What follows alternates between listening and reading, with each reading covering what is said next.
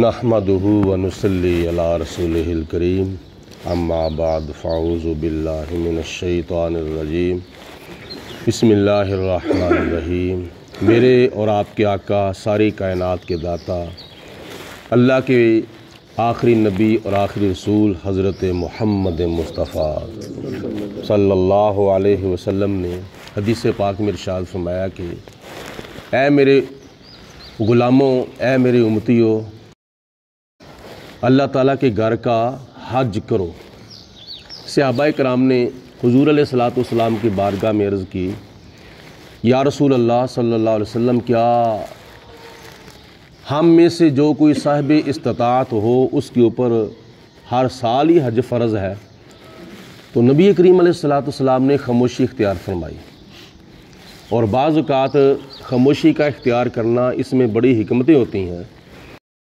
نبی کریم علیہ الصلوۃ والسلام نے ساری کائنات کا علم ہونے کے باوجود، اللہ کے بعد پوری کائنات میں سب سے زیادہ عالم ہونے کے باوجود آپ نے خاموشی اختیار فرمائی۔ دوسری مرتبہ پھر صحابہ نے عرض کی، یا رسول اللہ، کیا صاحب استطاعت کے اوپر ہر سال ہی حج فرض ہے؟ تو نبی پاک علیہ الصلوۃ والسلام نے پھر خاموشی اختیار فرمائی۔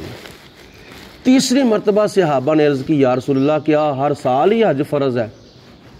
تو نبی پاک علیہ الصلوۃ والسلام نے فرمایا، نہیں، صاحب استطاعت کے اوپر ہر سال حج فرض نہیں ہے، صرف اور صرف پوری زندگی میں ایک مرتبہ ہی حج فرض ہے۔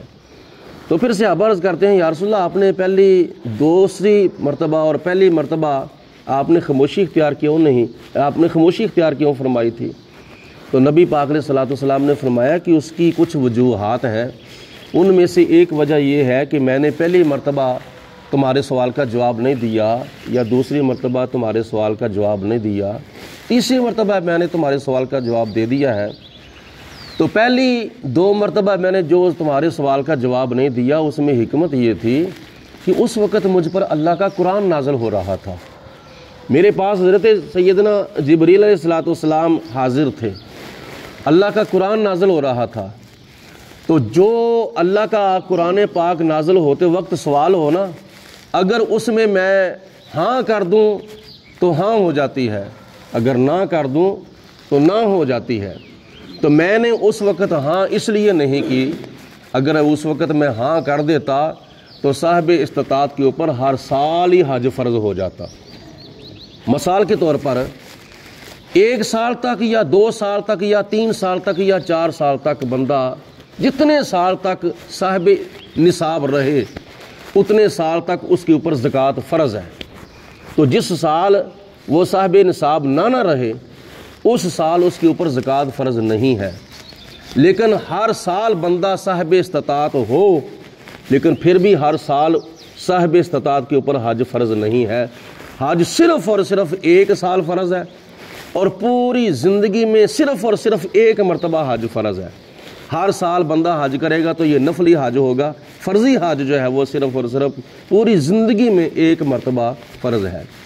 یہاں پہ حضور علیہ الصلوۃ والسلام کے اختیارات کا جو ہے وہ ثبوت مل رہا ہے کہ اللہ پاک نے نبی پاک علیہ الصلوۃ والسلام کو شرعی معاملات میں اور شرعی احکامات میں اختیارات عطا فرمائے ہیں۔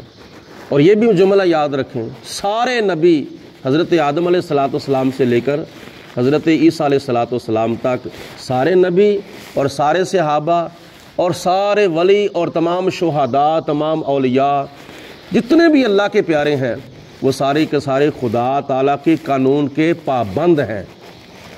لیکن نبی پاک علیہ الصلوۃ والسلام اگر چاہیں تو اللہ کے قانون میں ترمیم بھی کر سکتے ہیں، تنسیخ بھی کر سکتے ہیں۔ مثال کے طور پر اللہ پاک کی ذات بابرکات نے پورے قرآن پاک میں ہر نماز کے وضو کے ساتھ مسواک کرنا فرض نہیں قرار دیا۔ وضو کرنا فرض ہے، لیکن وضو کے ساتھ مسواک کرنا فرض نہیں ہے۔ حضور علیہ الصلوۃ والسلام فرماتے ہیں، میں اگر چاہتا تو ہر نماز کے وضو کے ساتھ تمہارے لیے میں مسواک کرنا فرض قرار دیتا، لیکن میں نے تمہارے اوپر ہر نماز کے وضو کے ساتھ مسواک کرنا فرض قرار کیوں نہیں دی؟ اس لیے کہ تم مشقت میں نہ پڑ جاؤ، اس کے لیے تو کہ تم مشکل میں نہ پڑ جاؤ۔ اگر مسواک کر لو تو سبحان اللہ، سونے پہ سہاگا ہے، نورن علی نور ہے، زیادہ ثواب ملے گا اور کئی نمازوں کا ثواب ملے گا۔ ایک نماز کے بدلے اگر بندہ وضو کے ساتھ مسواک کرے، اللہ پاک ایک نماز کے بدلے کئی نمازوں کا ثواب عطا فرمائے گا، لیکن فرض نہیں ہے۔ اگر کر لی جائے تو بہت اچھی بات ہے۔ نبی پاک علیہ الصلوۃ والسلام فرماتے ہیں، میں اگر چاہتا تو تمہارے اوپر ہر نماز کے وضو کے ساتھ مسواک کرنا فرض قرار دیتا، لیکن فرض قرار نہیں دی اس لیے کہ تم مشقت میں نہ پڑ جاؤ۔ دوسری مثال ہے، نبی کریم علیہ الصلوۃ والسلام نے ارشاد فرمایا، میں اگر چاہتا تو عشاء کی نماز رات کے آخری وقت میں فرض کر دیتا، لیکن عشاء کی نماز جو ہے ہم عشاء کا وقت شروع ہوتے ہی پڑھ لیتے ہیں، رات کے شروع میں ہی پڑھ لیتے ہیں۔ کیوں؟ امت لیے آسانی ہے، سونے سے پہلے بندہ عشاء کی نماز پڑھ لے تو یہ اچھی بات ہے، نبی پاک علیہ الصلوۃ والسلام کا فرمان ہے۔ لیکن حضور علیہ الصلوۃ والسلام فرماتے ہیں، میں اگر چاہتا تو تمہارے اوپر عشاء کی نماز جو ہے وہ رات کے آخری وقت میں فرض کرتا، لیکن آخری وقت میں فرض کیوں نہیں کی میں نے تمہارے اوپر؟ اس لیے کہ تم مشقت میں نہ پڑ جاؤ۔ تمہارے لیے فجر کی نماز اٹھ کے پڑھنے میں آسانی ہے، لیکن فجر کا وقت شروع ہونے سے پہلے یعنی سحری کے وقت میں تمہارے لیے عشاء کی نماز اٹھ کے پڑھنا یہ بہت مشکل ہے، اس لیے میں نے تمہیں حکم دیا کہ عشاء کی نماز کا وقت جب شروع ہو جائے اس کے شروع میں ہی عشاء کی نماز ادا کر لو۔ یہ نبی پاک علیہ الصلوۃ والسلام کا اختیار ہے۔ اور علیہ الصلوۃ والسلام نے ایک صحابی کو 2 نمازوں کی شرط پر مسلمان کر لیا تھا، حالانکہ نمازیں کتنی فرض ہیں؟ 5 فرض ہیں۔ 5 نمازوں میں سے کوئی مولوی، کوئی مفتی، کوئی پیر، کوئی قاضی، کوئی حاجی، کوئی نمازی، جتنا مرضی دین کا عالم ہو، 5 نمازوں میں سے ایک نماز بھی کسی کو معاف نہیں کرا سکتا۔ یہ ہماری بے بسی ہے، لیکن نبی پاک علیہ الصلوۃ والسلام نے ایک صحابی کو 2 نمازوں پر ہی مسلمان کر لیا تھا۔ یہ حضور علیہ الصلوۃ والسلام کا اختیار ہے۔ تو نبی پاک علیہ الصلوۃ والسلام چاہیں تو شریعت کے قانون کے اندر ترمیم بھی کر سکتے ہیں، تنسیخ بھی کر سکتے ہیں۔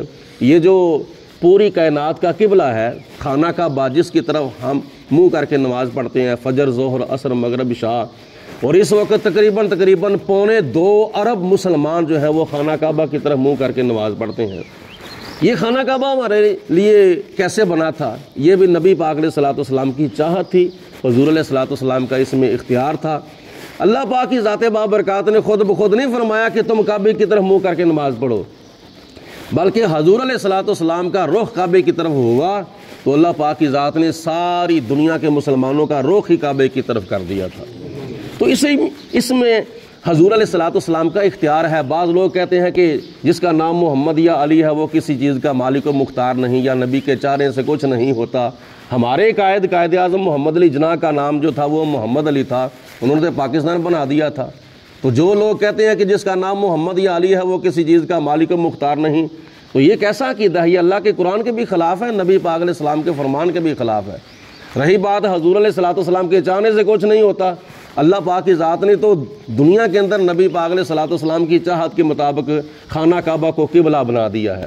ویکھو محبوب باندیاں مرضیاں تے قبلے بدلائے جاندے نے، محبوب دے پاک اشاریاں تے سجدے کروائے جاندے نے، لب ہلے نہیں ہاتھ چائے نہیں، ایویں رخ دا رخ بدلیا سی، ایتھے بھی فطر دا دے وعدے پے توڑ نبھائے جاندے نے۔ اللہ پاک ہم سب کو عمل کرنے کی توفیق عطا فرمائے۔ صلاۃ و سلام علیکہ یا سیدی یا رسول اللہ وعلی آلک و صحابک یا سیدی یا حبیب اللہ، صلاۃ و سلام علیکہ یا رحمۃ للعالمین وعلی آلک و صحابک یا خاتم النبیین۔ اللہم صلی علی سیدنا مولانا محمد وعلی آل سیدنا مولانا محمد وبارک وسلم۔ ربنا آتنا فی الدنیا حسنۃ وفی الآخرۃ حسنۃ وقنا عذاب النار۔ اللہم اید الاسلام والمسلمین، اللہم اید الایمان والمؤمنین۔